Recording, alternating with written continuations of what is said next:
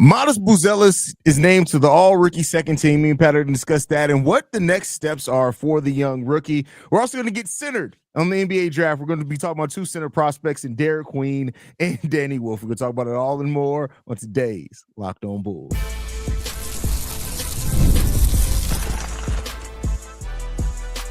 You are Locked On Bulls, your daily Chicago Bulls podcast. Part of the Locked On Podcast Network, your team every day. Thank you for tuning in to Locked On Bulls, member of the Locked On Podcast Network, where it's your team every single day. That's Pat, the designer, host, and creator of the Windy City Breeze and host of the Chicago Bears podcast over at ESPN 1000. I'm Hayes, host, creator of Chicago Bulls Central and Chicago Bears Central YouTube pages and podcasts. And every day, we're about to jump right into it. Matas Buzelis named yesterday officially to the all-rookie second team. Both the guys that we were high on in the draft, him and Khalil Ware, both named to that. Both had really good finishes to the season after not initially playing a lot at the beginning of their rookie seasons. But, hey, how'd you feel about Matas Buzelis getting named to the all-rookie second team? Deserved it. I didn't know if he'd get in there because of some of the other names, but I think that, Matas was one of the top rookies in the league this year. Like, there's no question about it. To be honest with you, he probably was a all-rookie first-team level rookie, but he didn't get that opportunity to play as early as some of the other guys, Stephon Castle, Zach Edey, right? They were playing pretty much right from the start, reshape and Sar. I think those are the guys where you kind of go, when I look at Edey, give me Matas all day. When I look at, I'll be honest with you, when I look at Alex Sar and reshape, like, I'd rather have Matas than either of those guys. I know they finished the season a little bit better, but I just feel like there's more upside to Matas than most of the names on that list. And so it was good to see that he made a list. Thought he could have been a little bit higher if maybe he starts earlier in the season. But then again, I love how Matas Buzelis, or how Billy Donovan talked about the development of Matas Buzelis. It's not about, making all the teams or being in the running for Rookie of the Year. It's about staying in the NBA and developing a young, good player. And he was a heck of a player by the end of the season. Yeah, I mean, he really did come along, and you saw it, like him being ready for more and more minutes. And while we had some questions kind of early on Billy Donovan's decision not play him much and things like that, it all culminated with him not only playing more minutes and playing a large role and being trusted more, but he was the starter by the end of the season, rightfully so. He was the starter. So I think that all makes sense. And Matas just, Matas had that mentality. Me and you both said it and identified it early on. We weren't the only ones that Matas had the type of mindset where you're only going to be able to hold him back so long because of the work that he was able to put in. And I love the fact, too, there's like, for the people that kept saying things like, well, Patrick Williams just needed more shots. Matas stepped in with the exact same amount of shots that P. Will was getting at the same starting position with the same lineup and was able to average 13.7 points per game as a starter versus the barely 10 that we got from P. Will, on top of blocks, the things that we've said that we want to see from P. Will if he's not going to be a big-time scorer. Affect the game, steals, blocks, those type of things. Matas Buzelis had a really good rookie season, and he's one of the reasons to be excited about this Bulls team. But, Pat, with that said, what are some of the things that Matas needs to work on from year one to year two for you? I think he's got the form for the jump shot. He's definitely got the confidence for the jump shot. I think add a mid-range game to your game. Improve the three ball is going to be an obvious one, but adding a mid-range game, I think, to Matas's game could turn him into a completely different demon because you expect him to just drive to the bucket, head downhill, and try and make something happen around the rim, or you expect him to be trying to just finish around the rim. It just opens it up if you add that little 10 to 15-foot floater even into your game, right? I think it opens up Matas's game completely because now it gives him that ability to drive hard, give you that hard plant, throw the float up or stop and pop on a quick jump shot, 2-dribble pull up, whatever it is. Those are things that I think they're lost arts, especially in the modern NBA, but I think in a Billy Donovan offense, they really do help you. And for the kind of player that Matas is, the consistency with the three may be there, but he might be a little bit of a streaky three-point shooter. Improve on that shot in the middle of the floor, or find some way to make something happen in the middle of the floor. It don't have to be a jumper. It could be a floater. It could be a bank shot, whatever it is. Find something that opens up that middle of the floor game for you, because I think that takes his game to a completely different level. Yeah, and that's the part that Matas's game that's completely missing. It's basically nothing in the mid-range at all. You don't even take shots there. Yeah, it's either 3-point shots or it's at the rim or in the restricted area. That's literally the only places with the majority of the places, about 86% of his shots come from those areas. So there's a lot that he needs to work on in that aspect. But I also think that comes with the confidence thing, role thing. I do think, well, I hope coming into next season, there's more of a focus on including him into the game plan. It really felt like at times last year it was like, all right, Matas, just go out there and do what you do well. We'll get you the ball. Yeah. And I think that's understandable for a rookie. But now that he's shown what he can do, I hope that there are more pick and roll actions for him, or pick and pop actions in that mid range for him, more opportunities to come off the dribble. Almost 90% of his buckets were assisted last year. So I want to see more of that. I think we started seeing that towards the end of the season where he got to do more point forward things and create a little bit more off the dribble for himself. Because I honestly think Matas, I'm not saying he has the most advanced dribble, but if you're going to be playing the 4, I think he has a pretty good dribble at the 4. Oh, yeah. No, listen, Matas, I think that the only thing, because remember last year, the big thing was that Kendall Gill was doing was, Matas is already the Cooper flag that we need. And I was like, I don't know about that. Yeah, no. But the one thing I will give Matas the edge on is the handle that Matas has is vastly improved. The handle that Matas has is something P. will never achieve. Despite working, I love how people always say with P. Will, you just got to send him to dribble too much.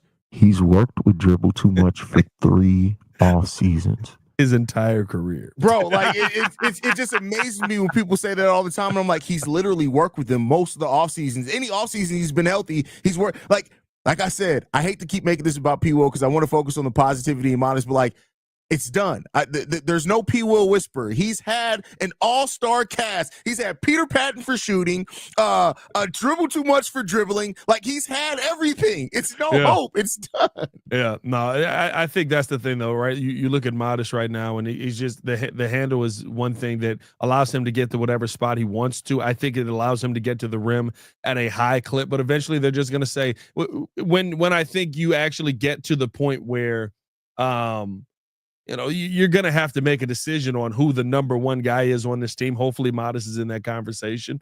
It'll be different when you're the focal point of defensive scouting reports and they say, okay, we got to make sure that we're closing down the lane. Those dribbles, all of a sudden those dribble moves in the lane don't work unless you're just going over somebody, which Matas has the capability to do, but you got to do that quite a bit versus I can make this dribble move to get me to my mid-range shot or my mid-range float, whatever it is. And that just opens up the entire game, I think, for Matas. And what it's going to do is it's going to make people actually have to worry about you on the three-point line, actually have to worry about you driving, actually have to worry about you putting up the mid-range shot. And so now you've got the defense on their heels. Yeah. Yeah, Matas has that ability too, and so the shooting touch. What was it last year? 36% from 3, 34%. Shot 36% from 3. It was not a lot of volume. Yeah, not a lot of volume, but that's he was decent. letting it fly by the end of the year. Yeah, yes, he was letting about 7-8 of the bugs up. So, but yeah, I think Matas is. Listen, he had a really good rookie year. He has a really good base now to build off on that. And the thing that I love about Matas too is that one thing you can trust. He's probably been at the Advocate Center probably most days since the season ended. I wouldn't be surprised. Oh yeah, listen, Matas is going to put the work in, and that's the one thing. That's the one thing. The mindset that he has, and the willingness to go out there and put the work in, is the thing that I think gives me the confidence that this kid is going to be better. And I don't know what he's going to turn into, if he's going to turn into a star, if he's going to turn into a superstar, whatever it is, right? But like, this is reminiscent to me of what we saw with the Jimmy Butlers, what we saw with the Taj Gibsons, where not to say nobody else after that was putting in work, but you knew that there were certain things about your game that you had to improve on for you to get to the level that you want to get to in the league.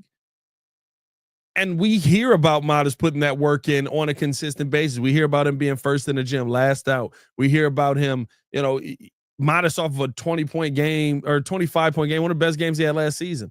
He's like, we lost. It don't matter. Like that, I didn't do enough. Bro. I didn't play well enough. Like, and I get it. Maybe it's new. Everybody says that, right? But Matas also turned some of those moments from we lost into, we won this game because of the play of Matas. Yeah. So, Matas, really, really great rookie year, and now we get to see what he does in year two. And Matas is a big reason why a lot of people are excited about the Bulls and their future again. So, we'll see what that brings along. Last question, real quick, before we got out of here. Long-term position for Matas. You confident at the 4? Or do you think he's going to end up being the 3? I think Matas is going to be one of those players that it doesn't matter where you put him, he's going to get his. And don't say that, because then Billy Donovan's going to play him at center. I'll be honest with play him. Matas will figure like it's one of those things, right? Like nobody asked where Kevin Durant's going to play. Nobody asked where LeBron's going to play.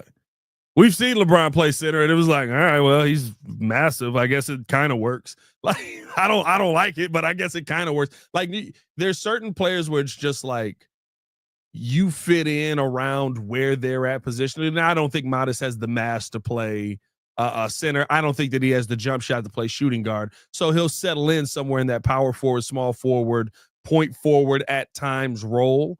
But I think that Matas is one of those players where I'm comfortable with him at the 3, because I like the ability that he has to take people off the dribble. I'm comfortable with him at the 4 because I like the ability that he has to rebound the basketball and his want to rebound the basketball and to be involved defensively on bigger players. So I'm comfortable with Matas at either, honestly. And that's a weird feeling because I'm usually not comfortable with players on our teams at multiple positions. Well, we're going to continue the conversation, switching now to back to draft analysis. We're going to be covering Derik Queen, which is a player that probably is going to fall in this draft, but how low could he fall? Could he fall past the board? Talk about it all and more right after this.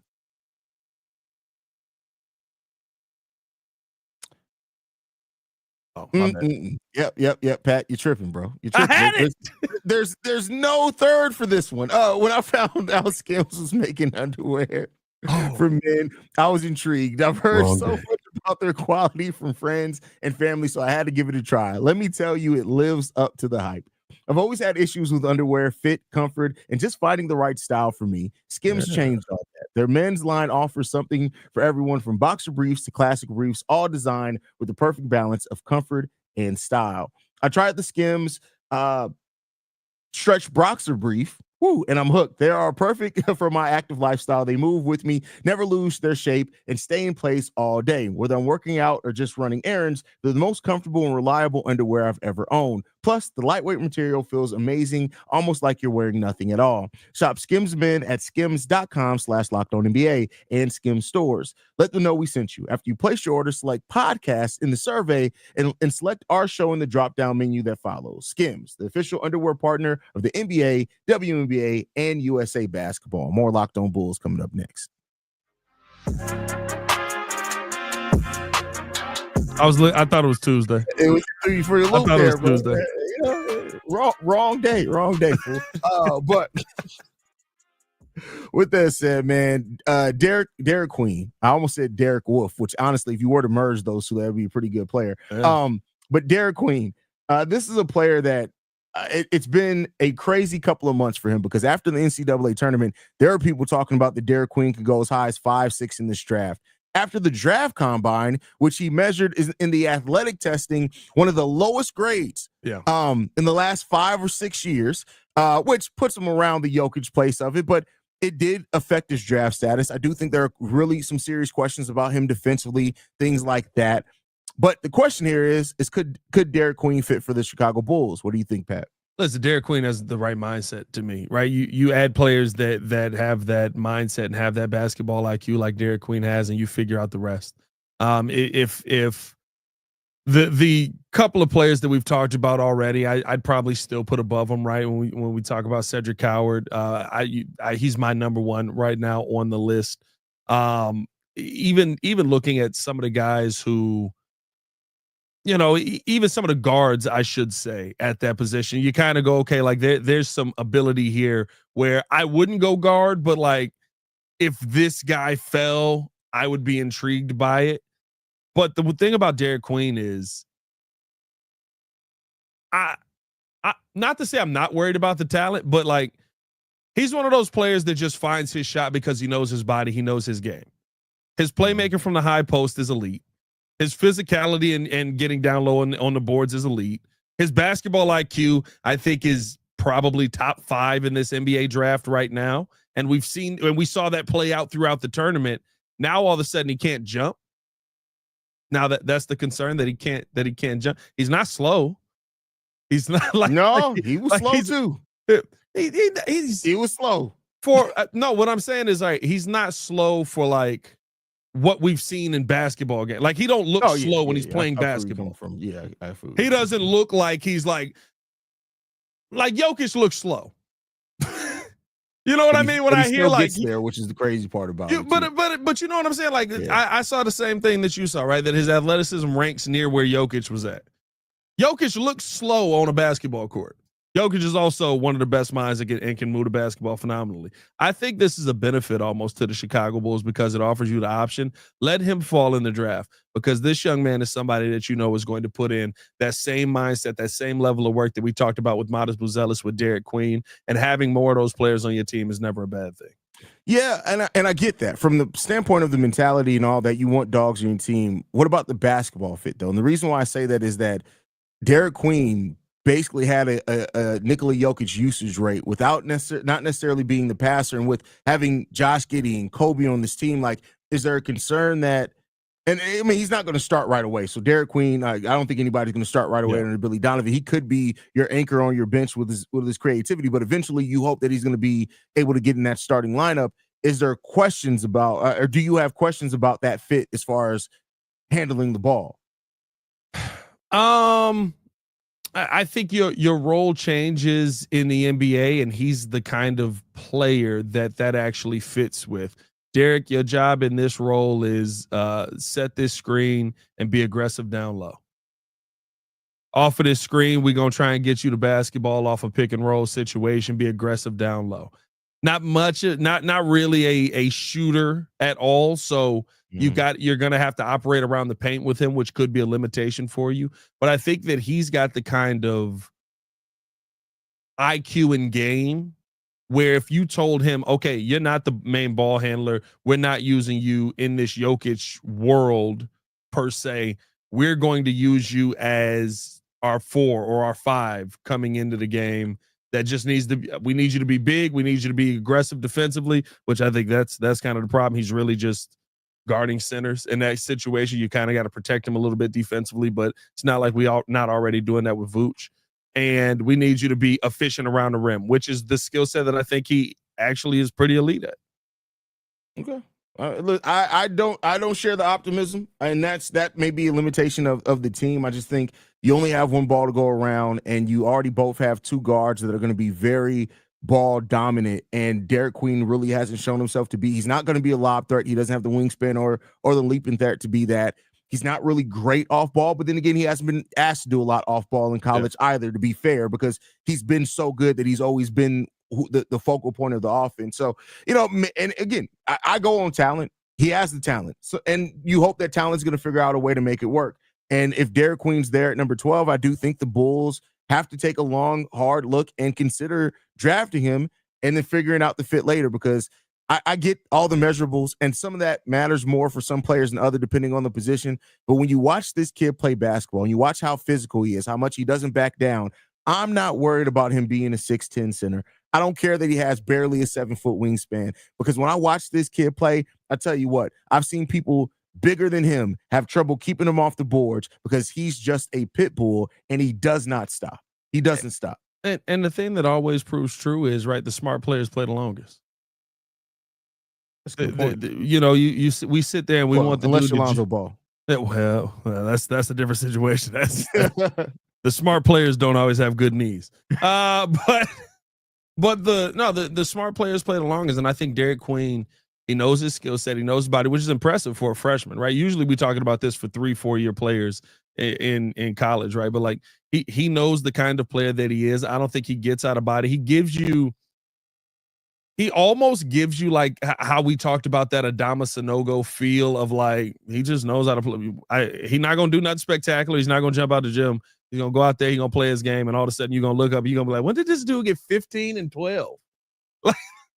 Like when the heck did he find these? I don't even remember him scoring, but it's just, he knows how to play his game. And I think that does a lot, especially for a Bulls team that's trying to do it the way that the Bulls are, where we just want to add good pieces to good pieces. I think that's a good piece for you to add. Is there better? Yeah. If there's other names down there, I'd be all in for other names over Derik Queen. But if Derik Queen is there, that mindset and mentality is very enticing to me. But hey, man, we're going to keep this thing moving along because we got to break down one of my favorite prospects that I'm surprised he hasn't moved up the board. He really has kind of been stuck in that spot. I'm a little shocked by it. I think we may regret that because the Bulls aren't going to reach for him. We'll talk about Danny Wolf coming up next. But first, a word from Car Gurus. Shopping for a car should be exciting, not exhausting, but between the confusing prices and hidden fees, it can feel overwhelming. That's why I love Car Gurus. They help you cut through the noise and show you the best deals with full confidence. With over 4 million listings, Car Gurus has more new and used cars than any other major online marketplace in the U.S. They verify dealers, provide real price analysis, and give you the tools and data you need to make the right choice without second guessing yourself.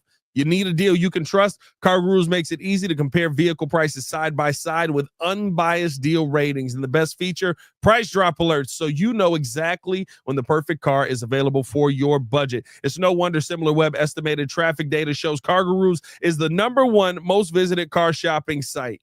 Buy or sell your next car today with CarGurus.com. Go to CarGurus.com to make sure your deal is the best deal. That's CarGurus.com. CarGurus.com. More Locked On Bulls coming up next. All right, Pat. You see how seamless that was? You see that? Listen, we're getting it together. Well-oiled machine around here. Well done. Danny Wolf, that is the next prospect that we're going to talk about in the show on today. I love Danny Wolf for everything that he brings offensively. And you talk about a player that's a complete package on the offensive side of the ball. He can pass, he can dribble, he can shoot, he has post moves, he has back to the basket moves. And to your point that you were saying before the break, is like, I'm really surprised that he hasn't shot up the draft boards because of his ability and how well-rounded he is on the offensive side of the ball. But then you start looking at the defensive part, and there is concerns there. I think one of the bigger concerns there for him as well is that it's not like he's one of those players that's not giving effort. He's giving effort on the defensive side of the ball. He's just not necessarily having that success. So that's going to breed a little concern at the NBA level. But I tell you what, me and you talked about this. I look at this kid and I'm like, he's tough. He plays the game the right way. I see a little Brad Miller in Danny Wolf personally. Little Brad Miller action? I'm not mad at a little Brad Miller. I see a little Brad Miller. Listen, y'all know I love Danny Wolf. I've probably been talking about Danny Wolf for, I don't know, 3 months now, 2 months now, something like that. I love his playmaking ability. I think he fits perfectly with how Josh Giddey and Kobe White and Matas run the floor. I think that the fact that he actually can run and get out and run as well is helpful for him. He gives you that rebounding ability. The big question, like you mentioned, is the defense. Now, he is a block and a half a game, which I think is a good starting place for you, but he's not somebody who can switch a ton on defense. You don't want to see him out on that, out on a smaller power forward or on a small forward. I think that sometimes we mistake blocks per game for good one-on-one defense. Exactly. And that is not the case. But what I will say is he's coming in giving you that block effort already.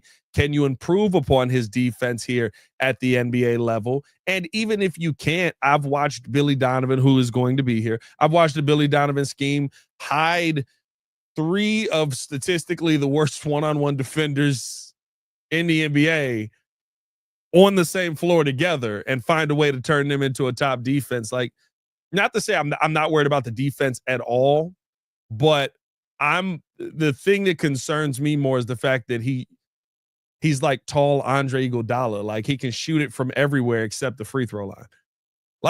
Like that's the one thing for me that it's like, bro, like, make your free throws, bro. He shoot a bad free throw percentage, bro. Too. It's so weird too that centers still aren't good free throw shooters, because we see so many centers now shooting the 3 ball consistently, and it's like, what? Is it just the height? It has to just be the height.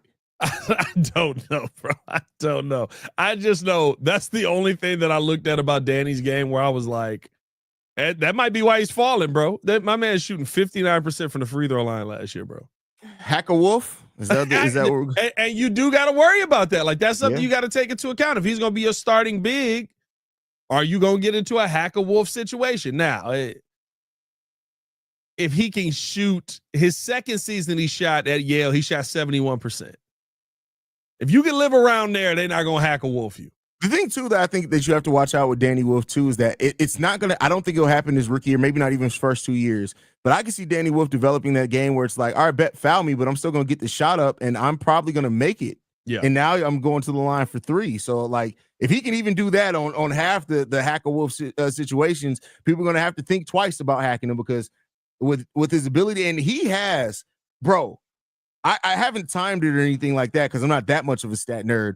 But it feels like his shot gets off as fast as like a guard, bro. Oh, like he doesn't take any time to get that shot off. Well, and I think if now the defensive ability is not the same, and that is the exciting part of why Chet Holmgren was drafted. When you look at the offensive game, I think I see a lot of Chet Holmgren. He has that step back ability. He can knock down the 3 at a high level. He's got a quick jump shot. The fact that he's got a quick shot and he jumps with his jumper, I think like that's insane. That's Kevin Durant. Yeah. That's Kevin Durant type stuff. Now, I'm not saying he's Kevin Durant, but that's Kevin Durant type stuff where it's like usually the 7-footers kind of get that like, I'm on the floor, I'm going to throw this thing. The Jokic, right? It's up there. There's a basketball shot for you. Danny Wolf is shooting like a shooting guard at 7 feet tall, 250 pounds. That's a fact. Oh, by the way, sorry. I know this is I meant to say this when you brought up Cedric Howard earlier. I have a plea for all 30 teams in the NBA because I don't know if you saw this or not, Pat, but basically the OKC Thunder are rumored to say that there's no way Cedric Howard gets past them at number 15. NBA, if you allow Cedric Howard to go to the Oklahoma City Thunder, GG's. Don't. It's GG's. Just do not allow Cedric Howard to go to the Oklahoma City. Come on, bro. That would be a cheat code, bro. It's GG's, bro. And listen, he fits in, bro. Perfect. I read that and literally I'm like, I when I saw that, I was like, oh, Alex Caruso can be a full-time bench player. Bro, or a full-time starter, one or the other. Like you getting Caruso with other Caruso. With more offensive upside, with Caruso, more that's a crazy upside. thing. Yeah, that'll be.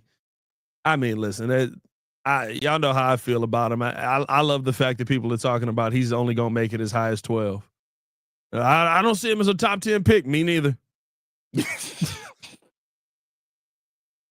Yeah, I heard he got a pending case. He got a baby mama that's got beef with him. Hey, bro. He got a dad that talk too much. You know what I mean? Whatever I need to say to get this dude 12 to the Bulls, just for AK not to draft him. Whatever I need to say. Bro, I just wanted to be known that he was available so that we can rage about it. Even him coming to the Bulls or not, just don't let him go to the Oklahoma City Thunder, bro. Like that's literally the worst possible scenario for the NBA, bro. Yeah, OKC might do it. OKC might. Oh yeah, and once I read that, I was like, yeah, that makes sense. That they keep getting lucky, bro. That makes sense. And they don't miss. And the heat of battle, they don't miss. And the heat of controversy, they don't miss. Yeah. But back on Danny Wolf, I like Danny Wolf. I just don't know if he's at 12 for the Bulls. I would not be surprised in the private workouts that he's gonna. That's maybe where he starts rising in the draft because I think if you put Danny Wolf in some private workouts, 3-on-3s, 5-on-5s, you're gonna start seeing very soon some of those players that people have ranked above him. He's gonna cook them. Yeah, and offensively, he can cook anybody. Yeah, that's the real thing about it. And teams, listen, we live in an era where I do think we're in an era where defense is coming back a lot more, especially when you see how the playoffs is. I think teams are going to start to say, okay, we need somebody that's going to be tough and be a defender. And I think that's where a guy like Derik Queen could come in. But offense always is still going to shine. You're always going to be excited by somebody that can go out there 7 feet tall and lace a 3-pointer from 32 feet. You're always going to be excited about somebody who can take a center off of the dribble and get to the bucket and finish like a point guard. Like you're going to be excited about those players no matter what. And I think to me that's where Danny Wolf kind of fits in. But I don't know. I don't see the Bulls reaching for him.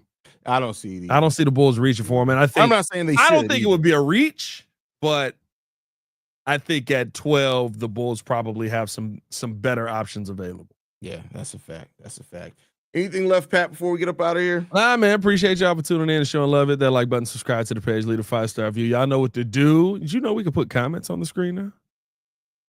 Like they could pop up like we on Twitch. That's kind of hard. Oh, okay. All right. We have to look shout into out to that. that. Follow us on everything at Locked On Boys. No, we Follow can't me on do that. everything Not at with this Pat the chat. Designer. Yeah, that's true. We Not on Locked On. not on Not Locked on On. Locked On. No. Why did Pat and Hayes get fired? They just kept going at mugs in the comments.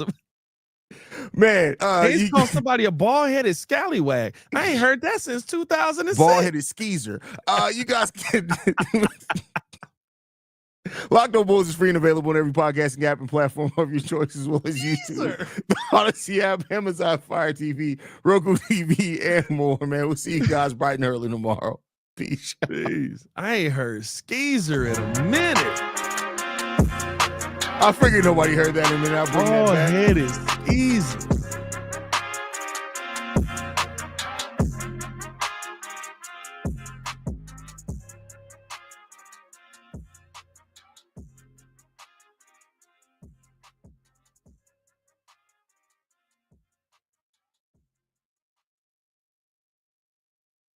That's